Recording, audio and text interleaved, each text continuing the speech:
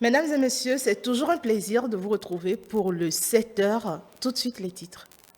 Au lendemain du positionnement des partis politiques sur le bulletin unique, chaque état-major s'active à sa manière pour les élections législatives du 8 janvier 2023. C'est le constat fait par notre équipe de rédaction au lendemain de ce positionnement. Retour sur l'ambiance qui a prévalu dans les différents états-majors ce mardi. La Société nationale de la mécanisation agricole Sonamar organise à partir de ce 24 novembre une conférence de fabrication locale d'équipements agricoles à Ouida. La dite conférence rassemble tous les fabricants locaux d'équipements agroalimentaires. Le compte rendu du lancement à suivre. Et puis le 50e anniversaire de l'établissement des relations diplomatiques entre Maurice et la Chine est célébré cette année. Cette célébration entre les deux pays est l'occasion de rendre hommage aux diverses réalisations et contributions de la Chine dans le développement économique et social de Maurice. Voilà pour le sommaire.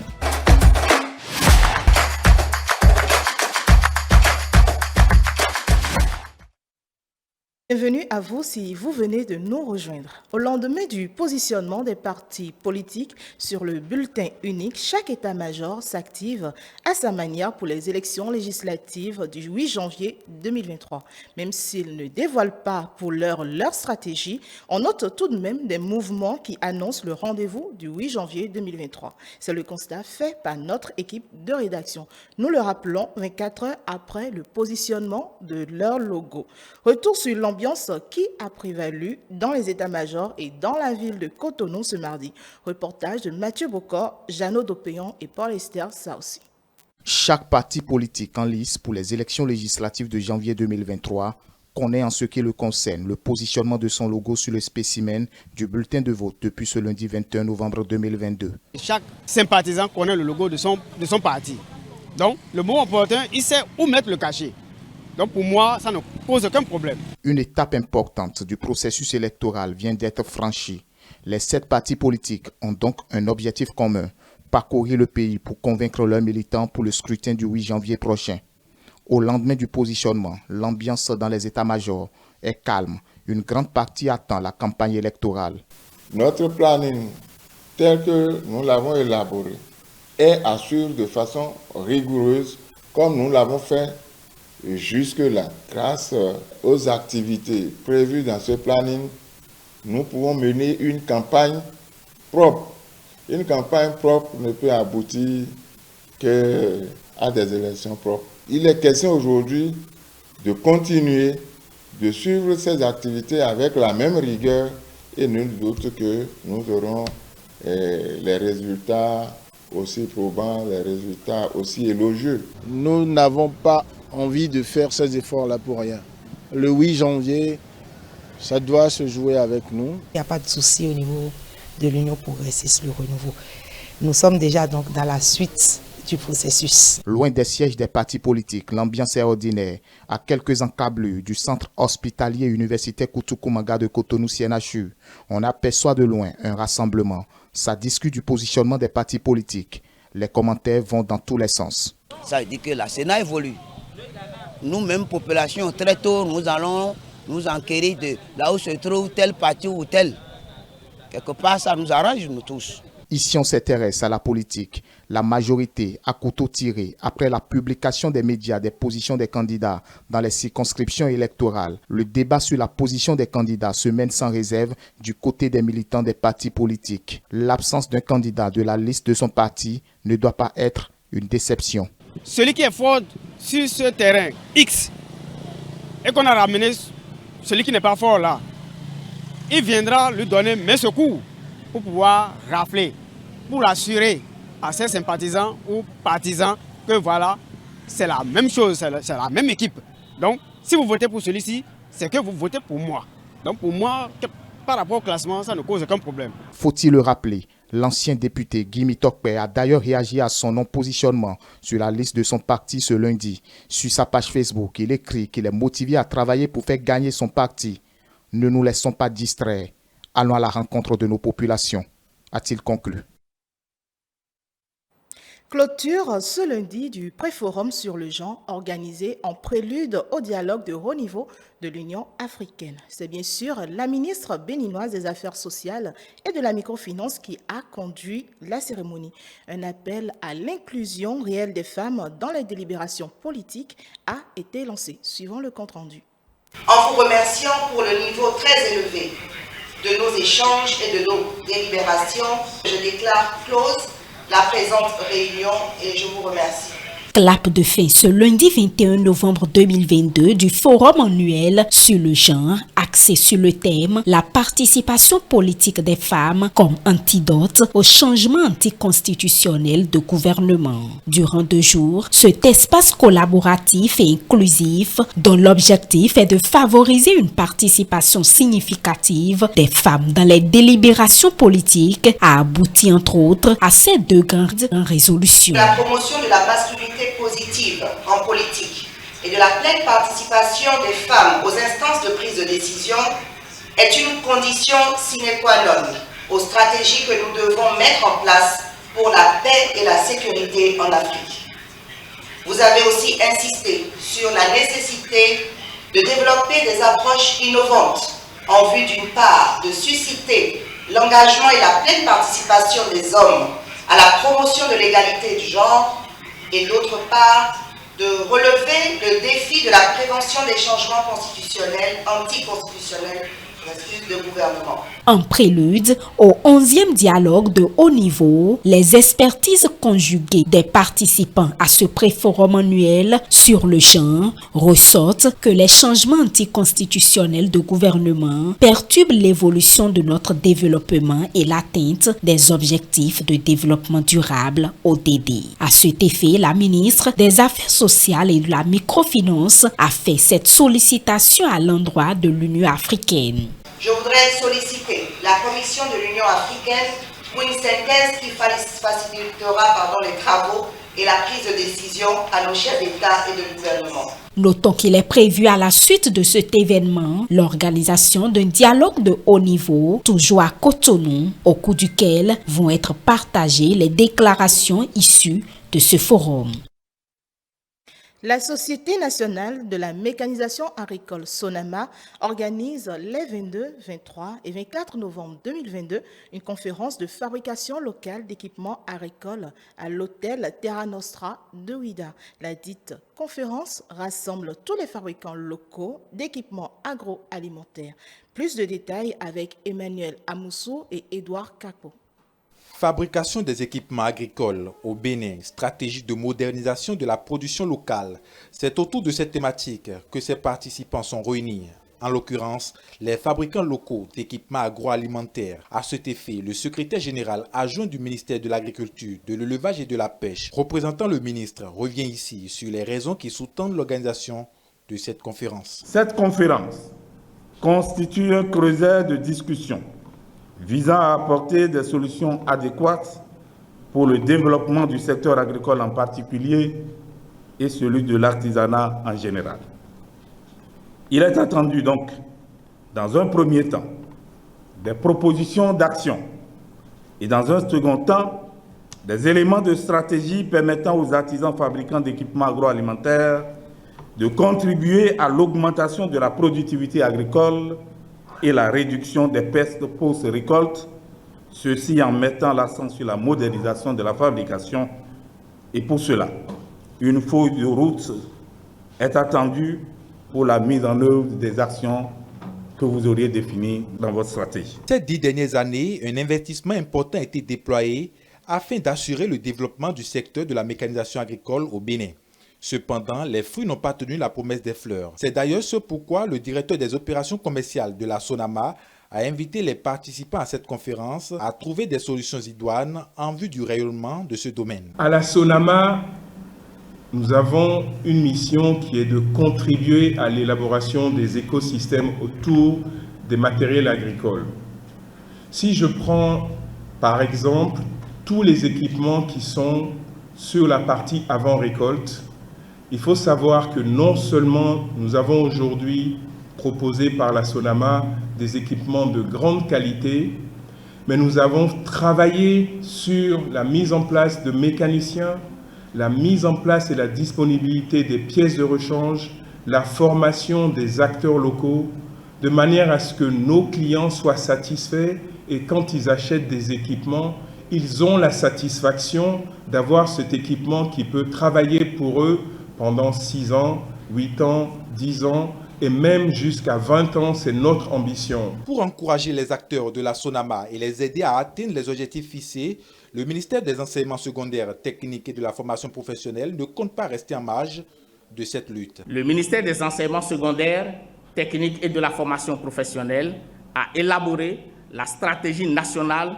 de l'enseignement et la formation technique et professionnelle, dont la vision est de mettre en place un système d'enseignement technique et formation professionnelle efficace, attractif, compatible avec les évolutions économiques et débouchant sur des emplois décents pour tous les formés. Pour y parvenir, nous sommes à l'œuvre pour rendre le système de l'UFTP réactif, flexible et accessible. Il est prévu d'inverser les tendances des flux des apprenants dans le système scolaire et universitaire, de renforcer les capacités de régulation du marché du travail en lien avec la formation et qui passe par la promotion de l'artisanat, de l'agriculture et de l'industrie. 3 jours durant, ces acteurs auront apporté leur contribution en vue de booster le secteur de la mécanisation agricole. Pour rappel, la Société nationale de mécanisation agricole, SONAMA, créée par le décret numéro 117/21 du 28 avril 2021, a pour mission de mettre en œuvre la politique nationale de développement de la mécanisation agricole. Place à présent à un magazine sur le phénomène social qui semble prendre de l'ampleur sur notre société, la monoparentalité. Le fait pour un enfant de ne vivre qu'avec un seul de ses parents. Les causes sont nombreuses, mais la rupture d'un couple ou le décès de l'un des 2 partenaires sont très souvent cités. Quelles que soient les raisons, la situation impacte sur l'éducation de l'enfant. C'est ce que nous allons voir dans cet élément de Flavia Kodjovi.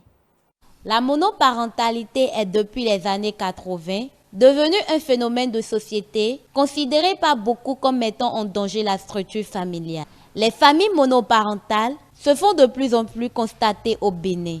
Mais en réalité, que faut-il comprendre de la monoparentalité? Une famille monoparentale est une famille qui comporte un seul parent élevant ou assurant l'éducation des enfants. La monoparentalité est une configuration familiale au sein de laquelle un seul parent, au cours des désintégrations de la biparentalité qui s'observe, un seul parent arrive à constituer la famille et donc à s'occuper de l'éducation affective, l'éducation scolaire et aussi à assurer la responsabilité économique, donc financière des enfants.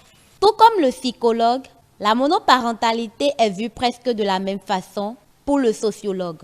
Elle a donc diverses causes indépendantes des conjoints, à savoir le décès. La parentalité a diverses causes. Pour la plupart, c'est peut-être un décès des parents ou c'est peut-être un divorce où le père et la mère ne sont plus ensemble ou peut-être un des parents se retrouve en pause diplomatique, par exemple, il va en mission, il va faire 1 an, 2 ans, 3 ans et plus.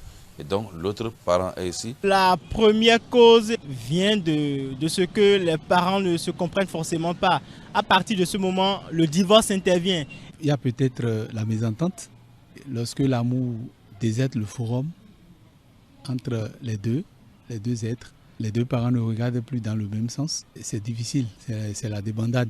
Moi, je vois beaucoup plus la fuite de responsabilités. Moi, je n'ai pas perdu mon père, mais depuis mon enfance, ma maman a enchaîné les enfants, ce qui a fait que je n'ai pas grandi depuis l'enfance avec mes parents. Donc, j'ai grandi tout le temps avec mes grands-parents. Maman, papa n'ont pas forcément pris soin de moi. C'est à un moment donné que j'ai retrouvé maman seule.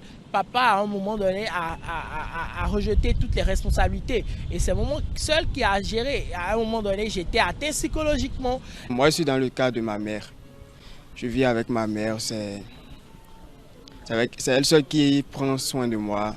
Également, de mes sœurs. Souvent, je ressens le pressentiment que mon père me laisse, puisque j'ai vraiment besoin de lui dans ma vie. Puisque un père, c'est quelque chose de primordial. Il faut qu'il me donne certains conseils de la vie qui m'aideront à avancer.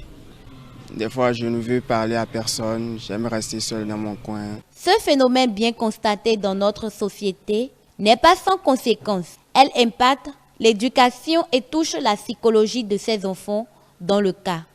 Lorsque on demande où sont les parents, ou dans certains cas vous allez à l'école, on demande les parents. Quand vous regardez à côté, vous ne voyez pas vos parents, c'est difficile.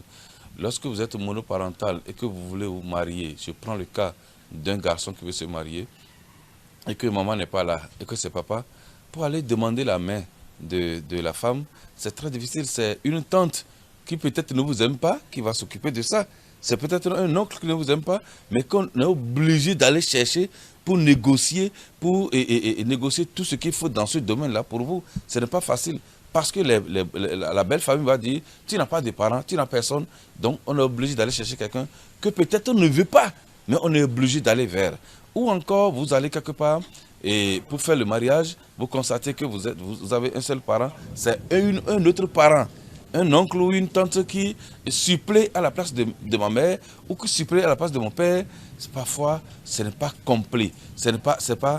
La joie n'est pas complète. Quel que soit ce qu'on dit, ce n'est pas toujours complet. C'est vrai hein, que des gens arrivent à réussir, ce n'est pas 100% zéro, mais le géniteur est toujours géniteur.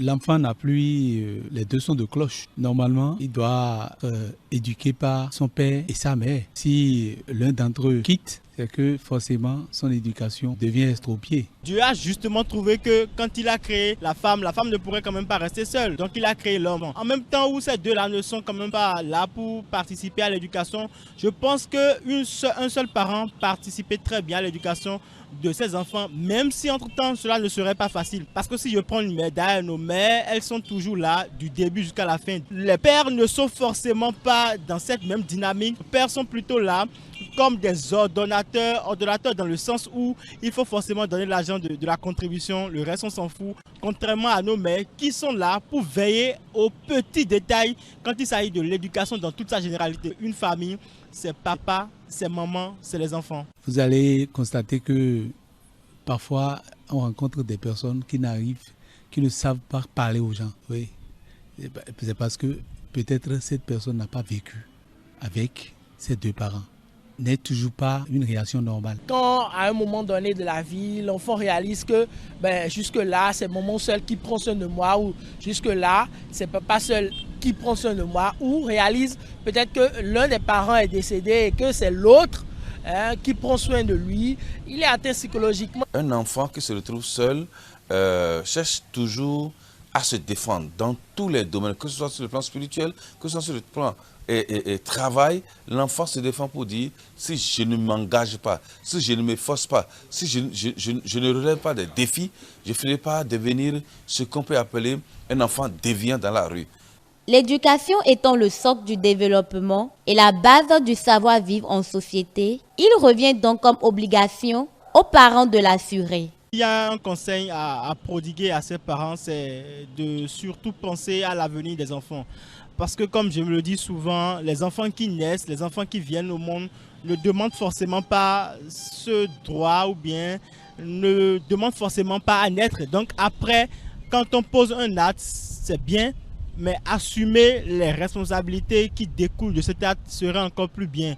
Vous savez, d'abord, il faut nécessairement que le mariage soit basé sur le pardon mutuel. C'est-à-dire comprendre l'autre tel qu'il est. Il faut que la femme puisse diminuer quelque chose de son éducation, accepter l'autre comme cela se doit, et que l'homme aussi puisse le faire vice-versa. C'est ça, c'est d'abord, il faut le pardon. Page Inter pour finir cette édition. Le 50e anniversaire de l'établissement des relations diplomatiques entre la Maurice et la Chine est célébré cette année. Cette célébration entre les deux pays est l'occasion de rendre hommage aux diverses réalisations et contributions de la Chine dans le développement économique et social de Maurice. Reportage.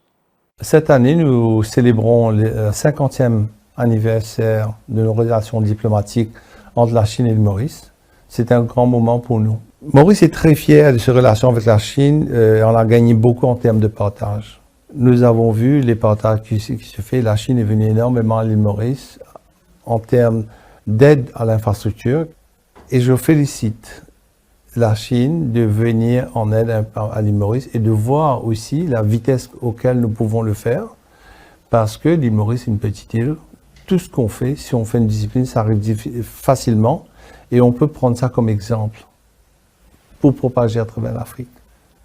Parce que Maurice, nous sommes un pays paisible, nous avons une politique stable, de gouvernement en gouvernement, on garde le même processus. Et donc, les Chinois se trouvent beaucoup plus en sécurité de venir s'installer à l'île Maurice afin d'entamer donc beaucoup plus de relations industrielles, commerciales ou autres avec l'Afrique. D'ailleurs, Huawei est venu à Maurice s'installer comme centre financier. Huawei possède 3 centres financiers, autant que je sache, dans le monde. Et Huawei a choisi l'île Maurice comme centre.